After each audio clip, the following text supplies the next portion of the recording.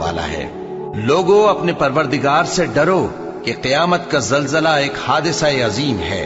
اے مخاطب، جس دن تو اس کو دیکھے گا اس دن یہ حال ہوگا کہ تمام دودھ پلانے والی عورتیں اپنے بچوں کو بھول جائیں گی اور تمام حمل والیوں کے حمل گر پڑیں گے، اور لوگ تجھ کو مدہوش نظر آئیں گے، حالانکہ وہ مدہوش نہیں ہوں گے بلکہ عذاب دیکھ کر مدہوش ہو رہے ہوں گے۔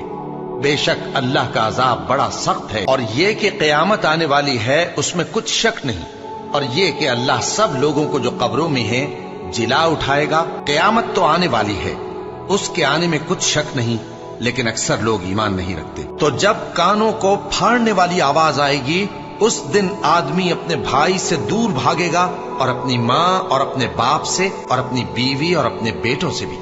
ہر شخص اس روز ایک فکر میں ہوگا جو اسے سب سے بے نیاز کر دے گی، اور کتنے چہرے اس روز چمک رہے ہوں گے